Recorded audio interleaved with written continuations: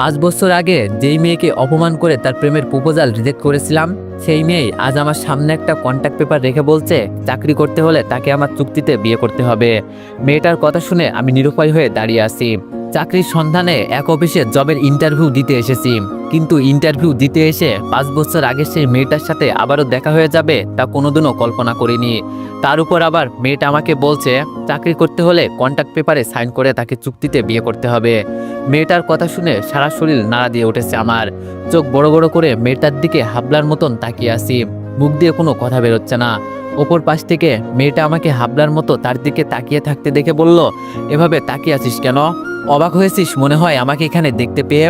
অবশ্য অবাক হওয়ারই কথা, কারণ গত 5 বছর আগে আমি কি ছিলাম আর এখন কি হয়েছি সেটা দেখে অবাক না হয়ে তো আর কোনো উপায় নেই। তবে যাই হোক, তুই কি আমাকে চিনতে পেরেছিস মিস্টার আকাশ মাহমুদ? আমি কিন্তু সেই তনু যাকে তুই গত 5 বছর আগে অপমান করে তার প্রেমের প্রপোজাল রিজেক্ট করেছিলি। মনে পড়ে কিনা দেখ তো আমার কথা। আমি বললাম জি মনে আছে। তনু বললাম মনে থাকলে তো ভালোই। জানিস বহুদিন ধরে প্রত্যাশা করে বসে আছি তোর সাথে আমার কবে দেখা হবে, আর আমি তোর উপরে প্রতিশোধ নিব 17 সালের এপ্রিল মাসের 7 তারিখের করা অপমানের। আমি সেই দিনের কথা আজও ভুলিনি। ডায়েরিতে ডেটটা একদম টুকে রেখেছিলাম ভালোভাবে, আর সেই দিনটা এসেছে। অবশ্য আমি ভেবেছিলাম তোর সাথে পরবর্তীতে আমার দেখা হলেও তোকে অপমান করা সেভাবে সুযোগ পাবো না, কিন্তু আজ দেখছি তুই পুরো ভিখারির ন্যায় আমার সামনে এসে চাকরির জন্য হাজির হয়েছিস। মিস্টার আকাশ মাহমুদ, দেখলি তো সময়ের পরিবর্তন। গত 5 বছর আগে আমার কিছুই ছিল না। বিজনেসের সমস্ত টাকা মার খাওয়ার ফলে বাবা স্ট্রোক করে মারা গিয়েছিলেন। তখন আমার আর আমার পরিবারের মাথার উপরে কোনো ছাদ ছিল না। বাবার বিজনেসের এতটাই লোকসান হয়েছিল যে বাবার সমস্ত টাকা ডুবে যাওয়ার পাশাপাশি এক গাদা ঋণে ডুবে পড়েছিলাম আমরা, যেই কারণে আমাদের বাড়িটাও সেই সময় আমাদের থেকে কেড়ে নেওয়া হয়েছিল। তখন আমাদের আশ্রয়ের খুব প্রয়োজন ছিল। তার উপরে তোকে আমি বহু আগে থেকেই ভালোবাসতাম।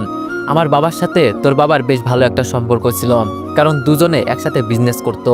কিন্তু আমার বাবা মারা যাওয়ার পর তোরা আমাদের দিকে সাহায্যের হাত তো বাড়াসিনি, তার উপর আমি তোর বুকে মাথা রেখে ঠাই খুঁজার প্রত্যাশা করাই তুই আমাকে একগাদা অপমান করে আমার প্রেমের প্রপোজাল রিজেক্ট করেছিলি। জানিস আমার ভিতরে সেই দিন এই আগুন জ্বলে উঠেছিল। আমি সেই দিন থেকেই প্রতিজ্ঞা করেছি নিজের বাবার যেটুকু ধন সম্পদ আমার নামে ছিল আমি তার থেকেও দ্বিগুণ টাকা আমার নিজের নামে কামাবো, আর সেই সঙ্গে তোর থেকে অপমানের প্রতিশোধ নিব। এরপর আমরা তোদের সেই শহরটা ছেড়ে অন্য শহরে চলে যাই। অন্য শহরে যাওয়ার পর আমার মায়ের কিছু জমি জমা ছিল, সেই সব মা বিক্রি করে আমায় অল্প সংখ্যক টাকা দেয় ছোটখাটো বিজনেস করার জন্য। মায়ের দেওয়া সেই অল্প সংখ্যক টাকা থেকে আমি নিজের এত বড় একটা অবস্থান তৈরি করেছি। আজ দেখ আমার সেই দুঃসময় তোর দেখা দিয়েছে, তাই তুই চাকরির জন্য আমার অফিসে ইন্টারভিউ দিতে এসেছিস। শোন, তোর চাকরিটা যদি তুই কনফার্ম করতে চাস তাহলে অবশ্যই তোকে কন্ট্রাক্টে সাইন করতে হবে। আমি বললাম তনু প্লিজ এমনটা করিও না, আমার চাকরিটা খুব প্রয়োজন। আকাশের কথা শুনে তনু চিৎকার দিয়ে বলে উঠল, থাপড়ে তোর গালের সমস্ত দাঁত ফেলে দিব। তুই আমার নাম ধরে ডাকছিস কোন সাহসে? ম্যাডাম বলে ডাক। ওয়ানেক্স হচ্ছে সবচেয়ে বিশ্বস্ত বুকমেকার, যা পিএইচডি এবং সিরিয়া অ্যাপের অফিসিয়াল পার্টনার। এই অ্যাপসে আপনি cricket, football, tennis live match দেখতে এবং তাদের স্কোর ভবিষ্যৎবাণী করে সহজেই অর্থ উপার্জন করতে পারবেন। সেই সাথে বিএমডব্লিউ গাড়ি, আইফোন, ল্যাপটপ এবং আরও অনেক নগদ পুরস্কার জেতারও সুযোগ রয়েছে। এই অ্যাপটিতে আপনি crush crystal, under and over 21 ইত্যাদি গেম খেলে সহজেই আয় করতে পারবেন। আপনি বিকাশ, নগদ, রকেট ব্যাংক, ক্রিপ্টো, পেপল এবং অন্যান্য সহজ পদ্ধতির মাধ্যমে সহজেই আপনার জেতা টাকা তুলতে পারবেন।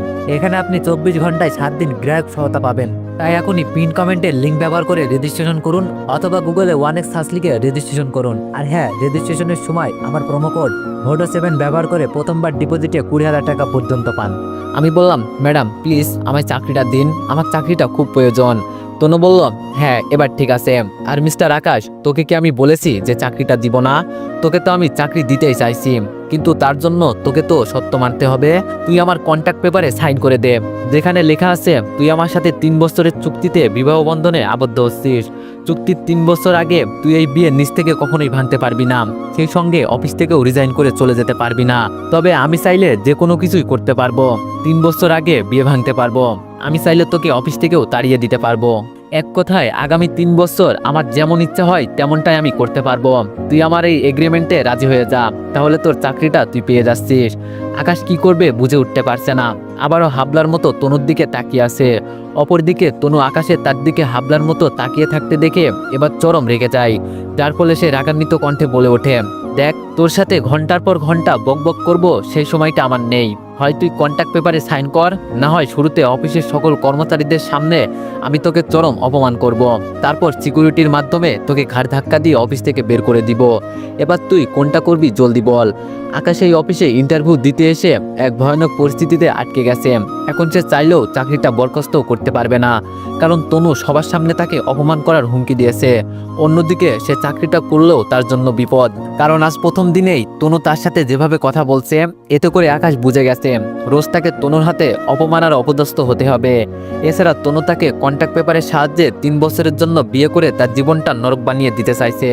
তবে আকাশের হাতে বর্তমানে থার্ড কোনো অপশন নেই। দুটোর মধ্য থেকে যে কোনো একটা তার বেছে নিতেই হবে। একদিকে তার চাকরিটা খুব প্রয়োজন, সংসারের অভাব অনটন মেটাতে হলে চাকরি তার করতেই হবে।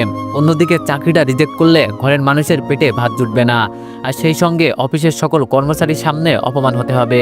তাই আকাশ পরিবারের কথা চিন্তা করে আর কোনো কিছু না ভেবেই কন্ট্যাক্ট পেপারে সাইন করে দেয়। তনু আকাশের কাছ থেকে কন্ট্যাক্ট পেপারে সাইন করিয়ে সেই কন্ট্যাক্ট পেপারটা ডেস্কের ভিতরে রেখে ডেস্ক তালা মেরে চেয়ার থেকে উঠে আকাশের কাছে এসে দাঁড়ায়। এরপর আকাশকে বলে, আজ থেকে তুই আমার পার্সোনাল অ্যাসিস্ট্যান্ট। তোর কোয়ালিফিকেশন যতই ভালো থাকুক না কেন, বর্তমানে এর থেকে ভালো কিছু তুই ডিজার্ভ করিস না। আগামী 3 বছর তোকে আমার অ্যাসিস্ট্যান্ট হয়ে কাটাতে হবে। এবার দেখি আমার কোমরে 2 হাত রেখে আমাকে পেঁচিয়ে ধরে। আকাশ তনুর কথা শুনে থমথম খেয়ে যায়। আকাশ ভূত দেখার মতো তনুর দিকে তাকিয়ে আসে। অপর দিকে তনু আকাশকে আশ্চর্যজনক দৃষ্টিতে তার দিকে তাকিয়ে থাকতে দেখে বলে, এভাবে তাকিয়ে থাকলে তোর চোখ দুটো উঠিয়ে নিব। মনে রাখবি তুই আমার অ্যাসিস্ট্যান্ট আর আমি তোর ম্যাডাম। আমি যখন জানতে পেরেছি তুই আমার অফিসের ইন্টারভিউ দিতে আসবি, তখনই উকিলের মাধ্যমে কন্ট্যাক্ট পেপারটা বানিয়ে রেখেছি, যাতে করে তোকে একদম আটকে ফেলতে পারি। তবে তোকে আপাতত পিছিয়ে ধরতে বলার একটাই কারণ রয়েছে, সেটা হচ্ছে আমার ইচ্ছা ছিল আমার যেই দিন বিয়ে হবে সেই দিন আমি আমার হাজবেন্ডের সাথে অনেক খুনসুটি করব। কিন্তু ভাগ্য খারাপ থাকায় প্রতিশোধ নেওয়ার জন্য তোকে বিয়েটা করতে হয়েছে। তবে যা হবে হোক, স্বপ্নটাকে পূরণ করি। এবার দেখ, তুই আমার কোমরে হাত রেখে আমাকে পিছিয়ে ধর, তবে সাবধান, জড়িয়ে ধরবি না কিন্তু। আকাশ তনুর কথা মতো অপরাধ হয়ে 2 হাত তনুর কোমরে রেখে তনুকে পিছিয়ে ধরে। আকাশ তনুকে পিছিয়ে ধরার কয়েক সেকেন্ড পর তনু আকাশকে নিজে জড়িয়ে ধরে আকাশের বুকে মাথা রাখে। তনু আকাশের বুকে মাথা রাখতেই আকাশের সারা শরীর কেমন যেন শীতল হয়ে যায়। আকাশের মনে হচ্ছে সত্যি সত্যি সে নিজের প্রিয়তমাকে নিজের বাহুতে নিয়ে রাখছে। চোখ বুজে আকাশ কয়েক সেকেন্ডের জন্য বাস্তব জগৎ থেকে কল্পনার জগতে বিচরণ করছে। তবে কিছু সময় যেতেই তনু আকাশের বুক থেকে মাথা উঠিয়ে আকাশের গালে কষে একটা থাপ্পড় লাগিয়ে দিয়ে বলে, আমার ইচ্ছাটা আমি জাস্ট পূরণ করছি, কিন্তু তুই তো দেখছিস চোখ বুজে মজা নেওয়াই ব্যস্ত। কি ভুলে গেছিস নাকি আমি তোর ম্যাডাম আর তুই আমার অ্যাসিস্ট্যান্ট? আমি বললাম, না ম্যাডাম, ভুলিনি। তনু বলল, তাহলে চোখ বন্ধ করে কি করছিলি? আমার তো মনে হচ্ছিল তুই আমাকে নিজের বউ ভেবে জড়িয়ে ধরে আসিস। আমি বললাম, সরি ম্যাডাম। তনু বলল, প্রথমবারের মতো ক্ষমা করে দিলাম, আগামী থেকে নিজের পরিচয়টা মনে রাখবি। আমি বললাম, জি আচ্ছা। তনু বলল, এবার গিয়ে আমার জন্য চা করে নিয়ে আই। আকাশ তনুর কথা মতো চা করে আনতে চলে যায়। তবে সে জানে না টি কর্নারটা কোথায়। তনুর কেবিন থেকে বেরিয়ে এই দিক সেই দিক টি কর্নার খুঁজতে থাকে। এমন সময় অফিসের ম্যানেজার আকাশের কাছে এসে বলে, তোমার চাকরিটা কি কনফার্ম হয়েছে? আমি বললাম, জি হয়েছে। ম্যানেজার বলল, কোন পোস্টে চাকরি দিয়েছে ম্যাডাম তোমায়? আমি বললাম, ম্যাডামের পার্সোনাল অ্যাসিস্ট্যান্ট হিসাবে। ম্যানেজার বলল, ও আচ্ছা, তবে তুমি এখন কি খুঁজাখুঁজি করছো? বেশ কিছু সময় ধরে দেখছি তুমি এই দিক সেই দিক কি যেন খুঁজে বেড়াচ্ছ। আমি বললাম, আসলে ম্যাডাম আমায় ওনার জন্য চা করে নিয়ে যেতে বলেছে, কিন্তু আমি জানি না টি কর্নার কোথায়, তাই সেটা খুঁজছিলাম। ম্যানেজার বলল, ঠিক আছে, তুমি আমার সাথে চলো, আমি তোমায় দেখিয়ে দিচ্ছি। আমি বললাম, জি আচ্ছা। অফিসের ম্যানেজার আকাশকে নিয়ে গিয়ে টি কর্নার দেখিয়ে দিয়ে চলে আসে। আকাশ চা বানিয়ে তনুর জন্য নিয়ে আসছে। আকাশ প্রচন্ড নার্ভাস চা কেমন হয়েছে সেটা নিয়ে। অবশ্য আকাশ সবকিছু পরিমাণ অনুযায়ী দিয়েছে, তবে তনুর কাছে চাটা কেমন লাগবে সেটাই বড় বিষয়। আকাশ তনুকে চা করে দেওয়ার পর তনু চাটা মুখে দিতেই তনুর মেজাজ খারাপ হয়ে যায়, যার ফলে গরম চা ভর্তি কাপটা কোনো কিছু না ভেবেই তনু আকাশের শরীরের উপরে ছুঁড়ে মেরে বলে, এই অকর্মার ঢেকি, এটা কি চা বানিয়ে এনেছিস? চায়ের মধ্যে এত চিনি কেন? আমি যে চিনি একেবারেই কম খাই সেটা কি তুই জানিস না? আমি বললাম, সরি ম্যাডাম, আমি আসলে জানতাম না। তনু বলল, যা চায়ের ভাঙা কাপটা উঠিয়ে নিয়ে আবার গিয়ে আমার জন্য আরেক কাপ চা করে নিয়ে আয়। আকাশ তনুর কথা মতো চুপচাপ মাথা নুইয়ে চায়ের ভাঙা কাপটা ফ্লোর থেকে উঠিয়ে আরেক কাপ চা করার উদ্দেশ্যে কেবিন থেকে বেরিয়ে টি কর্নারে চলে যায়। টি কর্নারে এসে আকাশ আবারও চুলোয় চা বসায়। চুলোয় চা হচ্ছে আর উপর দিকে আকাশের চোখ দিয়ে টুপটুপ করে পানি পড়ছে, কারণ একটু আগে ছুঁড়ে মারা তনুর গরম চাগুলোর কারণে আকাশের শরীরে প্রচন্ড জ্বালাতন শুরু করেছে। তবে আকাশ সেটাকে বেশি একটা গুরুত্ব দেয় না, কারণ সে এখন নিজেকে নিয়ে ভাবতে গিয়ে চা বানাতে কোনো গরমিল করলে আবারও তাকে সাজা পেতে হবে। এবার আকাশ তনুর জন্য ঠিকঠাক চা বানিয়ে নিয়ে যায়, যার কারণে তনু আর কোনো রিয়েক্ট করে না।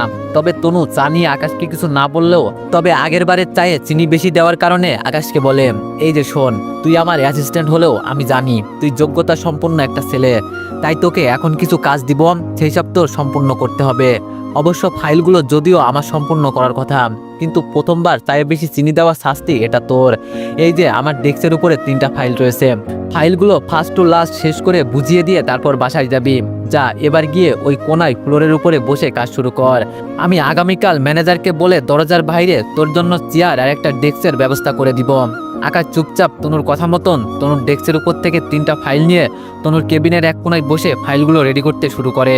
তনু আকাশকে ফ্লোরের উপরে বসে কাজ করতে বলায় আকাশের বেশ অপমান লাগে, কিন্তু আকাশ তনুকে সেটা নিয়ে কিছুই বলে না, কারণ সে পরিস্থিতির শিকার। চাকরিটা তার জন্য খুব জরুরি। পারিবারিক অবস্থা আকাশের একদম ভালো না। সে এখন যদি তনুর কথা না শোনে তাহলে সেটা তার জন্য সম্মানজনক হবে না।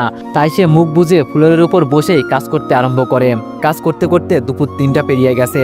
দুপুর 2টার দিকে অফিসের লাঞ্চ টাইম। অনেকেই অফিসের বাইরের ক্যান্টিনে খেতে গিয়েছে, আবার অনেকেই বাসা থেকে দুপুরে নিয়ে আসা খাবারগুলো অফিসেই বসে খেয়েছে। তবে আকাশ কিছুই খায়নি। সে না খেয়ে সবগুলো ফাইল রেডি করে 3:30টার দিকে তনুর কাছে দেয়। ফাইলগুলো রেডি করে আকাশ তনুকে দেওয়ার পর তনু এবার 10 মিনিটের জন্য আকাশকে ছুটি দেয় বাইরে থেকে খেয়ে আসার জন্য। আকাশ কেবিন থেকে বেরিয়ে ক্যান্টিনের দিকে চলে যায় খাওয়ার জন্য।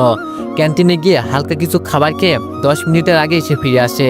ফিরে আসার পর তনুর কেবিনে ঢুকতেই দেখে তনু ফোনের মধ্যে কার সাথে যেন প্রেমের কীর্তন গাইছে। আকাশ পুরো হতভম্ব হয়ে গেছে তনুর ফোন আলাপ শুনে, কারণ আজ সকালে কন্ট্যাক্ট পেপারের মাধ্যমে তনু তাকে বিয়ে করেছে। আবার অন্যদিকে এখন তনু কেবিনে বসে ফোনে অন্য কোনো ছেলের সাথে প্রেমালাপ করছে। আকাশের সমস্ত কিছু কেমন জানি গুলিয়ে যাচ্ছে, কারণ আকাশ নিজ ইচ্ছায় তনুর জীবনে কদম ফেলেনি। তনু নিজেই এক প্রকার ব্ল্যাকমেল করে কন্ট্যাক্ট পেপারের সাহায্যে আকাশকে বিয়ে করেছে। এখন আবার সেই মেয়ে নিজেই ফোনে অন্য কোনো ছেলের সাথে রং তামাশা করছে। আকাশ তনুর মতগতি কোনো কিছুই বুঝে উঠতে পারছে না। কি দরকার ছিল তনুর এমনটা করার? সে তো চাইলেই ফোনে যার সাথে প্রেমলাপ করছে তাকেই বিয়ে করতে পারতো, কিন্তু তনু সেটা না করে অযথা ব্ল্যাকমেল করে আকাশকে কেন বিয়ে করলো? তনু আসলে কি করতে চাইছে? আকাশ তনুর দিকে তাকিয়ে সেই প্রশ্নের উত্তর খোঁজায় মগ্ন হয়ে পড়ে। ওপর দিকে তনু প্রচণ্ড রেগে যায়। আকাশ বিনা অনুমতিতে কেবিনে প্রবেশ করায়। ফোনটা মুখের কাছ থেকে সরিয়ে কিছুটা দূরে নিয়ে গিয়ে রাগান্বিত কণ্ঠে আকাশকে বলে, এ অকর্মার ঢেকি, বিনা অনুমতিতে কোন সাহসে তুই আমার কেবিনে প্রবেশ করেছিস? তোর মধ্যে কি কমন সেন্স বলতে কিচ্ছু নাই?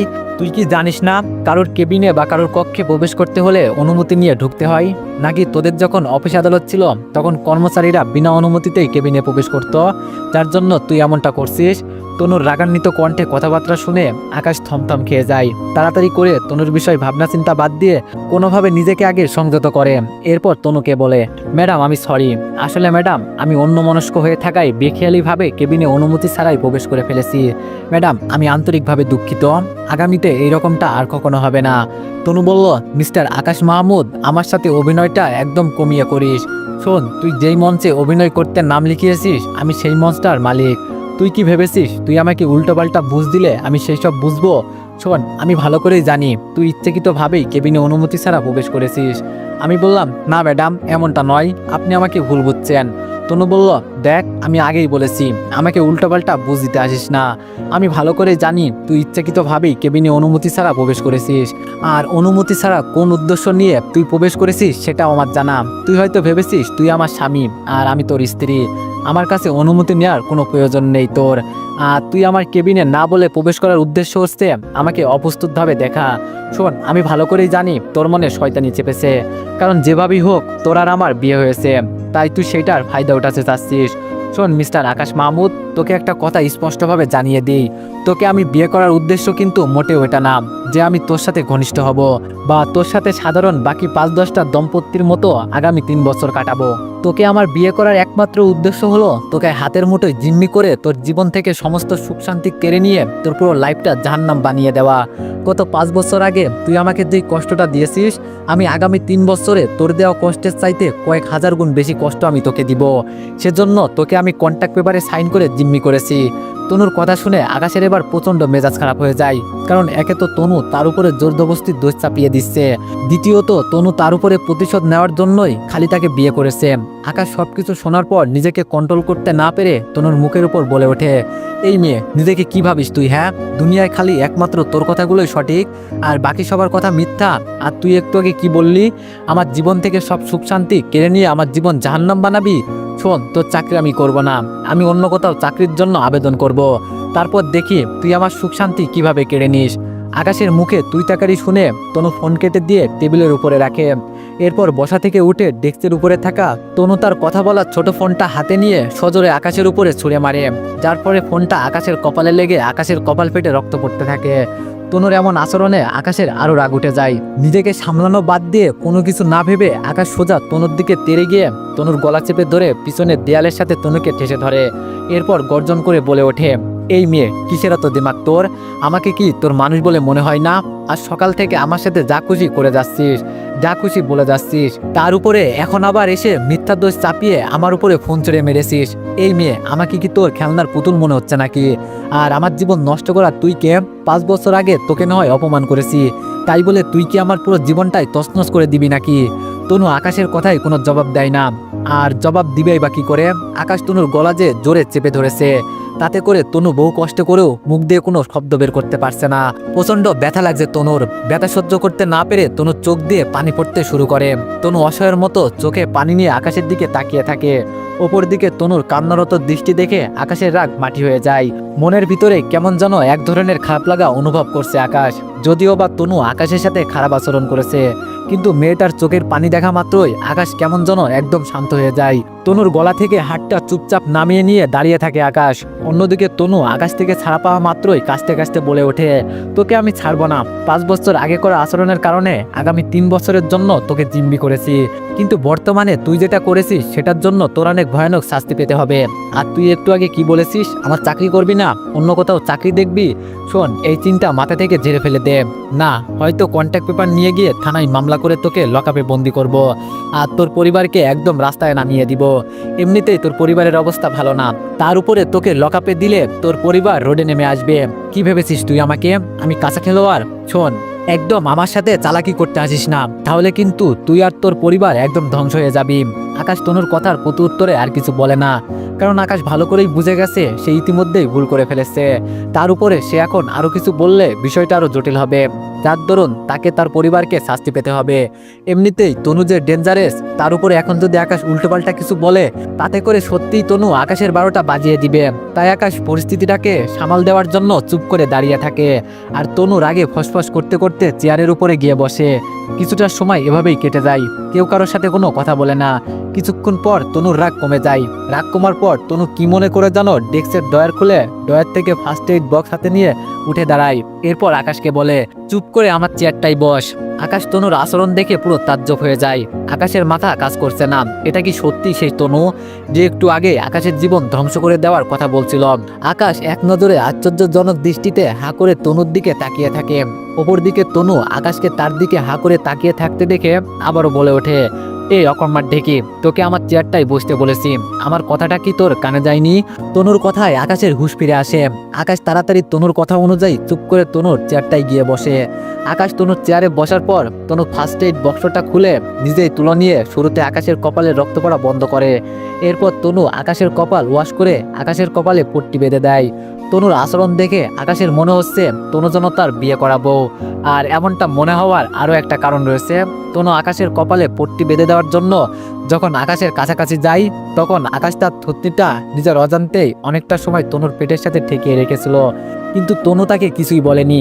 তার উপরে তনু তাকে নিজেই পট্টি বেঁধে দিয়েছে।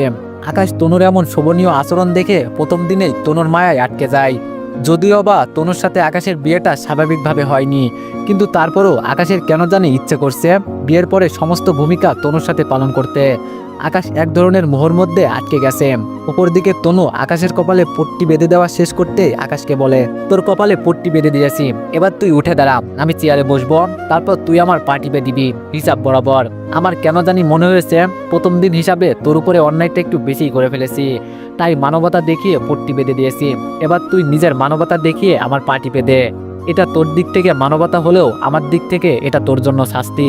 কারণ তুই আমার গলা চেপে ধরেছিস, যেটা তোর করা কখনই উচিত হয়নি। তুই সাময়িকের জন্য ভুলে গিয়েছিস আমি তোর অফিসের ম্যাডাম, তাই জিনিসটা তোকে মনে করিয়ে দিতে তোকে দিয়ে পার্টি পাবো। দেখি এবার কাজে লেগে পড়। এত সময় সবকিছুই ঠিকঠাক ছিল, কিন্তু বর্তমানে তনুর কথাবার্তাগুলো শুনে আকাশের ভিতরে জন্মানো সমস্ত মোহ লেজ গুটিয়ে পালাই। শেষমেশ তনুর পা টিপতে হবে। আকাশের কথাটা শুনতেই আকাশের শরীর কেমন জানি গুলিয়ে ওঠে। তার বাবারও অফিস ছিল, সেই অফিস আকাশ নিজেও বহুদিন সামলেছে। তবে আকাশ কোনোদিন কারোর সাথে এমন নির্মম আচরণ করেনি যেটা আজ তনু তার সাথে করছে। আকাশ বুঝে উঠতে পারছে না তার এখন কি করা উচিত। বেচারার ভিতরে চরম পরিমাণে লজ্জা লাগছে তনুর কথা শুনে, সেই সঙ্গে বেশ অপমানও লাগছে। কারণ শেষমেশ তাকে দিয়ে অফিসের ম্যাডাম পার্টি পাতে চাইছে। যদি অফিসের বস একজন ছেলে হতো তাহলেও বিষয়টা মানা যেত, কিন্তু অফিসের বস একজন মেয়ে, যার কারণে আকাশের লজ্জা লাগার পাশাপাশি ভীষণ আনকমফোর্ট লাগছে। যার কারণে কিছুক্ষণ আগের নাই তনুর মতন করে আকাশ এবার তনুর দিকে অসহায় দৃষ্টিতে তাকিয়ে থাকে, যদি তার এই কাজ থেকে মুক্তি মেলে। কিন্তু আকাশের তো কখনো মিলবার নয়। তনু একটা কথা মুখ দিয়ে বের করছে মানে সেটা করিয়েই ছাড়বে। তনু আকাশকে চুপচাপ তার দিকে তাকিয়ে থাকতে দেখে বলে ওঠে, দেখ আমি যেটা বলছি সেটা তোকে করতেই হবে। জলদি পা টিপতে শুরু কর, না হয় বড় ফোনটা তোর দিকে ছুঁড়ে মেরে কপালের আরেক পাশ ফাটিয়ে দিব। তনুর কথা শুনে অপরাগ হয়ে আকাশ তনুর পায়ে হাত দেয়। লজ্জায় মাথা কাটা যাচ্ছে আকাশের, তবে তার কিছুই করার নেই। কারণ এই মেয়ের কথা না শুনলে অনেক বড় মুসিবত আসবে তার কপালে। তাই সে বাধ্য হয়ে তনুর পা টিপতে শুরু করে। কিছু সময় পর পা টিপার পর অফিস ছুটির সময় হয়ে আসে। তাই তনু আকাশকে বলে, হয়েছে এবার পা ছেড়ে উঠে দাঁড়া, আর মিনিট দুয়েকের মধ্যেই অফিস ছুটি হবে। যা আজকের মতো তোর ছুটি, আগামীকাল 10টার আগে অফিসে এসে হাজির হবি। আমি বললাম আচ্ছা। আকাশ চোখ মুখ মলিন করে তনুর কথায় জবাব দিয়ে কেবিন থেকে বের হতে যাবে। তখনই তনু আবার পিছন থেকে আকাশকে ডেকে বলে, এই যে একটু দাঁড়া, তোর বেতনটাই তো এখনো ঠিক করা হয়নি। তোকে কত করে পারিশ্রমিক দিলে তোর পোষাবে বল? সাধারণ আমার আগের অ্যাসিস্ট্যান্টকে 18,000 করে দিতাম, তবে তোকে কত দিলে তুই খুশি হবি বল? 30,000। আকাশ 30,000-এর কথা শুনে কিছুটা অবাক হয়, কারণ তার এই সামান্য চাকরির জন্য 30,000 বেশ মোটা অঙ্কের একটা স্যালারি। আকাশ তনুর মুখে 30,000 টাকার মাসিক বেতনের কথা শুনে অবাক হয়ে তনুকে বলে, ম্যাডাম সত্যি কি আমি হ্যাঁ বললে আপনি আমায় 30,000 টাকার পারিশ্রমিক দিবেন? তনু বলল, তোকে সত্যি 30,000 টাকার পারিশ্রমিক দিব, কারণ তোর মতো অকর্মাকে দিয়ে আমি এক মাসে 30 লাখ টাকার বেশি কাজ উসুল করে নিব। তাই তোকে 30,000 টাকার মাসিক পারিশ্রমিক দিতে আমার মোটেও গায়ে বাঁধবে না। এবার বাড়ি যা, তোর বেতন 30,000 টাকা নির্ধারণ করে দিলাম। আকাশ চুপচাপ আর কথা না বলে বাড়ির উদ্দেশ্যে রওনা হয়। এইদিকে আকাশ চলে যাওয়ার পর তনু অফিস থেকে বেরিয়ে বাসায় চলে যায়। বাসায় যাওয়ার পর হাসি মুখে তনু নিজের মাকে বলে, মা তোমার মনে আছে 5 বছর আগে সেলিম সাহেবের কথা? তনুর মা বলল, হ্যাঁ অবশ্যই মনে আছে, ওনার কথা মনে না থাকলে কি করে হবে, উনি যে তোর বাবার বিজনেস পার্টনার ছিল। তনু বলল, মা সেই সেলিম সাহেবের ছেলে আকাশ আজ আমার অফিসে চাকরি নিয়েছে। তনুর মা বলল, মাশাল্লাহ, এটা তো বেশ ভালো সংবাদ। তনু বলল, হ্যাঁ মা, বেশ ভালো সংবাদ, কারণ সেলিম সাহেবের পরিবারের সাথে আমাদের এত ভালো সম্পর্ক থাকা সত্ত্বেও গত 5 বছর আগে তারা আমাদের অসময়ের সাহায্যের জন্য এগিয়ে আসেনি। তার উপরে সেলিম সাহেবের ছেলে গত 5 বছর আগে আমার প্রপোজাল রিজেক্ট করে আমাকে অপমান করেছে। আমি সমস্ত কিছুর প্রতিশোধ নিব এবার সেলিম সাহেবের ছেলে আকাশের কাছ থেকে। একদম আকাশের জীবনটাকে নরক বানিয়ে দিব। পরিশেষে আকাশ তো পথে নামবেই, সেই সঙ্গে আকাশের পরিবারকেও পথে নামাবো, যেমনটা গত 5 বছর আগে আমাদের সাথে হয়েছিল। আকাশ তনুর অফিসে জয়েন করেছে, সেই কথাটা শোনা মাত্রই তনুর মা ভীষণ খুশি হয়। তবে পরবর্তীতে তনুর কথা শুনে তনুর মায়ের হাসি মাখা মুখখানা মুহূর্তের মধ্যেই পরিবর্তন হয়ে যায়।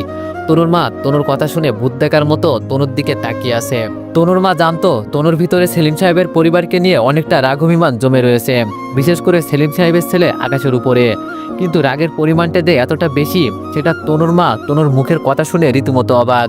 ভূত দেখার মতো করে আশ্চর্যজনক দৃষ্টিতে তাকিয়ে আছে তনুর মা তনুর দিকে।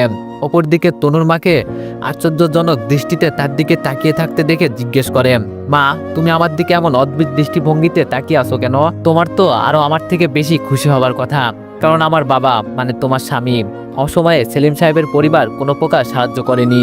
যদি তিনারা সাহায্য করত তাহলে হয়তো আজ তোমার স্বামী বা আমার বাবা বেঁচে থাকতো। আমার বাবার মৃত্যুর জন্য সেলিম সাহেবের পরিবার পুরোপুরি দায়ী। একসাথে এত বছর সেলিম সাহেব আমার বাবার সাথে বিজনেস করেছে, কিন্তু যখন আমার বাবার দুঃসময় এসেছে তখন সেলিম সাহেব কেটে পড়েছে। এছাড়া মা গত 5 বছর আগে বাবা মারা যাওয়ার 2 সপ্তাহ পর যখন আমরা শহর ছেড়ে চলে যাব, তার 2 দিন আগে আমি নির্লজ্জের মতো সেলিম সাহেবের ছেলে আকাশকে নিজের মনের কথা বলেছিলাম। তখন সে আমায় থাপ্পড় মারার পাশাপাশি আমার বান্ধবীদের সামনে অপমান করে বলেছিল আমি তার যোগ্য নই। আমার মতো অসংখ্য মেয়ে নাকি দৈনিক তার পিছনে ঘোরে। আমার কোনো স্ট্যাটাস নেই। আমার বাবার টাকা পয়সা ডুবে যাওয়ায় আমি নাকি তাদের অর্থ সম্পদের লোভে তার সাথে সম্পর্কে জড়াতে চাচ্ছি। মা জানো, সেই দিন আকাশ আমাকে আমার বান্ধবীদের সামনে থাপ্পড় মারায় যতটা কষ্ট পাইনি তার থেকে দ্বিগুণ কষ্ট পেয়েছি তার কথাবার্তা শুনে।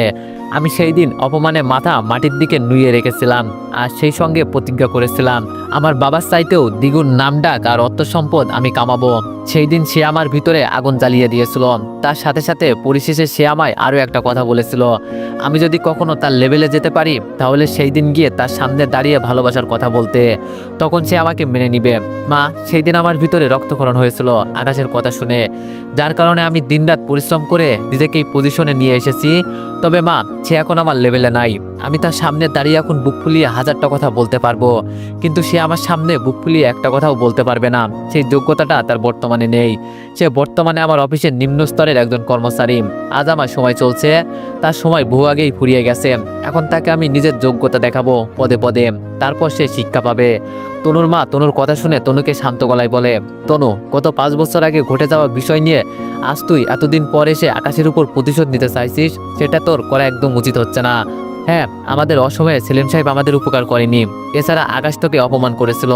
তবে তাই বলে যে তুই সেই কাজটাই আকাশের সাথে করবি সেটা কিন্তু একদম ঠিক না। তনু বলল, মা, তোমার কাছে সেটা ঠিক না লাগলেও আমার কাছে একদম ঠিক বলে মনে হচ্ছে, কারণ সে আমার প্রেমের প্রপোজাল রিজেক্ট করেছিল আমার যোগ্যতা নেই বলে। কিন্তু বর্তমানে সে আমার অফিসের কর্মচারী আর আমি অফিসের ম্যাডাম। মা, আমি তার উপরে বিনা কারণে প্রতিশোধ নিচ্ছি না। সে আমার সাথে অন্যায় করেছে বিধায় আমি তার উপরে সেসবের প্রতিশোধ নিব। আর আমার কাজে তোমার আরও খুশি হওয়া উচিত, কারণ তোমার স্বামীর মরণের জন্য সেলিম সাহেবের পরিবার দায়ী। তনুর মা বলল, তনু, তোর কাছে প্রতিশোধ নেওয়াটা আনন্দজনক হলেও সেটা আমার কাছে আনন্দজনক না। তনু বলল, তাহলে মা, তোমাকে আর আমার কিছু বলার নেই। তবে আকাশের উপর আমি প্রতিশোধ নিব সেটা আমি মনে মনে একদম ঠিক করে ফেলেছি। ওর কোনো ছাড় নেই, যে যেমন কর্ম করবে তেমনটাই তাকে ফল পেতে হবে। তনুর মা বলল, তনু, তুই যেহেতু ঠিক করেই নিয়েছিস আকাশের উপর প্রতিশোধ নিবি, তাহলে সেখানে আমার আর কিছু বলার নেই। তবে একটা কথা জানিস তনু, কিছু সময় কিছু জিনিস সৃষ্টিকর্তার হাতে ছেড়ে দিতে হয়, কারণ আগ বাড়িয়ে সব কিছু নিজে করতে গেলে সেটাতে অনেক সময় ভুল হয়। তনু বলল, মা, ভুল হলে হোক, তবে আমি প্রতিশোধ নিয়েই ছাড়বো। তনুর মা বলল, ঠিক আছে নে, আমি তোকে কোনো প্রকার বাধা দিব না, আর না কখনো তোর এই বিষয় নিয়ে মাথা ঘামাবো। তবে তোকে এই বিষয়ের উপর শেষ আরেকটা কথা বলবো, তনু, এই শহরটা অনেক বিষাক্ত, বিশেষ করে আমাদের জন্য, কারণ এই শহরে থাকা অবস্থায় আমরা তোর বাবাকে চিরতরের জন্য হারিয়েছি। দেখিস তোর বেলাতেও যেন এমনটা না হয় যে তুই প্রতিশোধ নেওয়ার চক্করে আকাশকে চিরতরের জন্য হারিয়ে ফেলিস, তাহলে কিন্তু সারাটা জীবন তোর চোখের পানি নিয়ে কাটাতে হবে। তনু বলল, মা, বাবার বিষয়টা ভিন্ন, আকাশকে হারালে আমার কিছুই যায় আসবে না, কারণ আকাশকে এখন তো আর আমি ভালোবাসি না, আর না তার সাথে আমি সারা জীবন সংসার করব। তবে আজ সকালে একটা এগ্রিমেন্টের মাধ্যমে আকাশকে আমি 3 বছরের জন্য বিয়ে করেছি, কিন্তু সেটা শুধু তার উপরে প্রতিশোধ নেওয়ার জন্য। আকাশ চাইলে চাকরি থেকে যে কোনো সময় চলে যেতে পারে, আমি তাকে যতই শর্ত দিয়ে চাকরি দিই না কেন, সে পরবর্তীতে চাকরি ছেড়ে দিলে তাকে খুঁজে পাওয়া আমার জন্য কষ্টের হবে। তবে তাকে বিয়ে করার কারণে সে আমার কাছে ধরা। এগ্রিমেন্ট বা কন্ট্রাক্ট পেপার নিয়ে আমি থানায় গেলে আকাশ আন্ডারগ্রাউন্ডে লুকিয়ে থাকলেও থানার লোকেরা তাকে খুঁজে বের করে ফেলবে। তাই তাকে আমি কৌশল করে বিয়ে করেছি, যাতে করে সে চাকরি ছাড়লেও আমার থেকে মুক্তি না পায়। আমি আগামী 3 বছর তার উপরে নানানভাবে প্রতিশোধ নিব, তারপর তার চোখের সামনে আরেকটা ছেলেকে বিয়ে করে সংসার করব।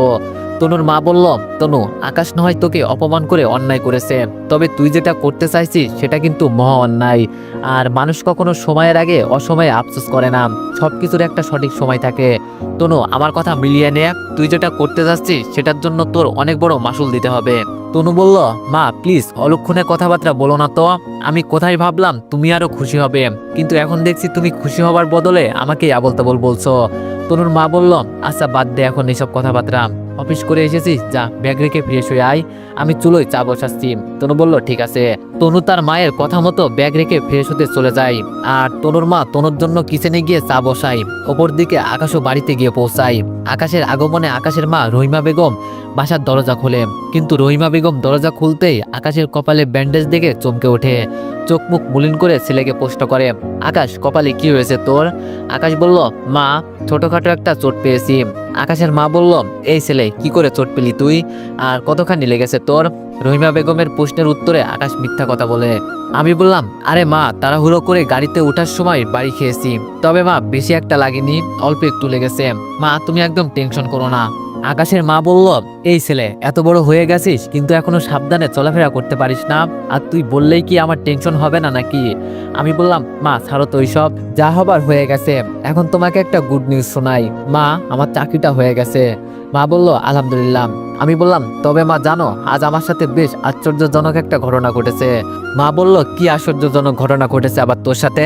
আমি বললাম, মা আমি যেই অফিসে ইন্টারভিউ দিতে গিয়েছি সেই অফিসের বস হচ্ছে বাবার বিজনেসম্যানের পার্টনার জসিম সাহেবের মেয়ে তনু। আকাশের মা বলল, কি, তার মানে সে তোকে দেখা মাত্রই চাকরিটা কনফার্ম করে দিয়েছে তাই না? রহিমা বেগমের কথা শুনে আকাশ মুখ বাঁকিয়ে একটা হাসি দিয়ে বলল, না মা, চাকরিটা সে আমাকে দেখে দেয়নি, চাকরিটা নেওয়ার জন্য আমাকে অনেক বড় একটা রিস্ক নিতে হয়েছে। মা বলল, ও মা, এটা কেমন কথা? তনুকে কি তুই তোর নিজের পরিচয় দিসনি, বা সে কি তোকে চিনতে পারিনি, আর কিসের রিস্ক নিয়েছিস তুই? আমি বললাম, মা তনুকে আমার পরিচয় দেওয়ার দরকার পড়েনি, আমার চেহারাটা তার একদম মনের মধ্যে গাঁথা, আর রিস্ক বলতে তনু আমাকে দিয়ে একটা কন্ট্যাক্ট পেপারে সাইন করিয়েছে। আকাশের মা বলল, কিসের কন্ট্যাক্ট পেপার, আর কি কারণে তনু এমনটা করলো? তারপর আমি মাকে অফিসের সব ঘটনা খুলে বললাম। মা বলল, আকাশ কি বলছিস এই সব, আমার তো মাথায় কিছুই কাজ করছে না। আকাশ, তোর একদম উচিত হয়নি এত কিছু করে চাকরিটা নেওয়া, দরকার হয় আরো কিছুদিন কষ্ট করতাম তোর অন্য কোথাও চাকরি হওয়া পর্যন্ত। এছাড়া তুই তো বুঝতেই পেরেছিস তনু তোর উপর প্রতিশোধ নিতে চাইছে, তাহলে কেন তুই ওর পাতা ফাঁদে পা দিলি? আমি বললাম, মা তনুর কোম্পানিটা শহরের নামকরা একটা কোম্পানি, এছাড়া সংসারের অবনটন দিন দিন বেড়েই চলেছে, তাই চাকরিটা হাতছাড়া করিনি। আর তাছাড়া আরেকটা কারণ আছে চাকরি নেওয়ার, সেটা তো তুমি জানোই। আকাশের মা বলল, হ্যাঁ জানি, কিন্তু বাবা তোর যদি কোনো বড় ধরনের ক্ষতি করে দেয় তনু? আমি বললাম, আহ মা তুমি টেনশন করো না তো, দেখবে সময়ের সাথে সাথে সব ঠিক হয়ে যাবে। আকাশের মা বলল, তাই যেন হয়। আকাশ বলল, আচ্ছা মা, এখন খাবার রেডি করো, আমি ফ্রেশ হয়ে খাবার খেতে আসছি, কাজের চাপে আজ দুপুরে সেভাবে খাওয়া হয়নি, বেশ খিদে লেগেছে। আকাশের মা বলল, আচ্ছা ঠিক আছে, ফ্রেশ হয়ে আয়, আমি টেবিলে খাবার লাগাচ্ছি।